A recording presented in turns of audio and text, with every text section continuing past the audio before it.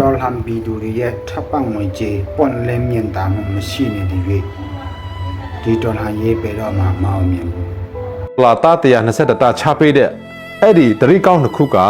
အမေရိကန်နိုင်ငံခြားမူဝါဒတွေပြည်သူတွေဖက်ကိုတရားမှတရားတည်တဲ့မူဝါဒဖြစ်တယ်ဆိုတာကိုလည်းဒါတက်တဲ့အထောက်အထားအခိုင်လုံးနဲ့ကျွန်တော်တွေ့ရဒါပေမဲ့ဘလောက်ပဲမူဝါဒကောင်းကောင်းဘလောက်ပဲမူဝါဒတွေကကျွန်တော်တို့ဖက်ကိုရတည်နေစေကမို့ဆိုပါစို့ပြည်သူတွေကကူညီတဲ့နော်ဒီဒေါ်လာကြီးဖန်ဒီအတွက်တောင်မှကျွန်တော်တို့မှာဖွလိမီတာမှမပြနိုင်တော့အမေရိကန်အစိုးရရဲ့ငွေကိုကျွန်တော်တို့ကဖွလိမီတာမှဘယ်လိုပြရမလဲအဲ့ဒါကတော့ကျွန်တော်တို့မနဲ့အေးရထားတိုင်းမှာမေးခွန်းမရမယ်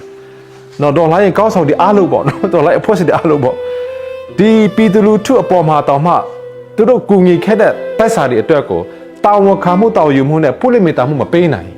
အမေရိကန်အစိုးရလိုအစိုးရမျိုးမှာကျွန်တော်တို့ကဘလို့နဲ့ဖွလိမီတာမှုကိုပြရမလဲ transparency and accountability ကိုပြရမလဲအဲ့ဒီပြဖို့အဲ့လိုမျိုး treaty ကိုမဆိုင်ပဲနဲ့ဒါကတာဝန်ရှိတဲ့ကျွန်တော်အဖွဲ့အစည်းတွေမြန်မာပြည်မှာဆိုတော့အခုကဒီမေပူကိုကြည့်မယ်ဆိုရင်ပေါ့နော်တို့တို့ပြောနေတယ်ဒီမြန်မာနိုင်ငံမှာဘသူကမြန်မာနိုင်ငံကိုထိချုံနေတယ်လေအဲ့ဒါကိုစုကြည့်ဖို့လိုတယ်မြန်မာနိုင်ငံကိုထိချုံနေတယ်လို့ပြောတဲ့အခါမှာဒီနယ်မြေထိချုံရေးကိုကြည့်မယ်ဆိုရင်တော့20ရာခိုင်နှုန်းကျော်ပဲစစ်ကောင်စီကထိချုံတယ်ကြားတဲ့90ရာခိုင်နှုန်းနိပါတော့ဒေါ်လာရေးရစုတွေကထိချုံတယ်ဆိုတော့အဲ့ဒီ90နိပါထိချုံထားတဲ့ဒေါ်လာရေးအစုတွေပေါ်မှာလဲဒီအကူအညီတွေရောက်ဖို့ကတာဝန်ရှိတယ်ဆိုတော့တစ်ဖက်ကပြောမယ်ဆိုတော့ဘယ်တော့မှအမေရိကကနေပြီးမှစစ်ကောင်စီမှတစ်စစ်ပေါ့နော်အဲ့ဒီဂျာနေသေးတဲ့85ရာခိုင်နှုန်းမထိချုံတဲ့နေမျိုးကိုလာပေးမှာမဟုတ်ဘူးဒါတေချာတယ်လက်တွေ့စစ်စားဖို့ကတော့ဒီ85ရာခိုင်နှုန်းထိချုံနေမိမှာအမေရိကဖက်ကအကူအညီတွေရောက်ဖို့ဆိုတာကတော့ဘယ်သူမှတာဝန်ရှိတယ်လားအဲ့ဒီ90ရာခိုင်နှုန်းကိုထိချုံနေတဲ့အဖွဲ့အစည်းတိုက်မှာတာဝန်ရှိတယ်အဲ့ဒီ90ရာခိုင်နှုန်းကိုနေမီကိုထိချုံနေတဲ့နေရာမှာအမေရိကဆိုရဒေါ်လာ120တာဝီဖို့ဆိုတာကတော့အဲ့ဒီ95ရာခိုင်နှုန်းကိုထိချုံနေတဲ့အဖွဲ့အစည်းအားလုံးတိုက်မှာတာဝန်ရှိတယ်အဲ့ဒီအဖွဲ့အစည်းအားလုံးကအတူတကွမလာဘဲနဲ့တော့လုံးဝကိုဒီဥစ္စာလက်တွေ့ဘယ်တော့မှစာမှာမဟုတ်လက်တွေ့လက်ကောက်ထဲပို့လို့ရမှာမဟုတ်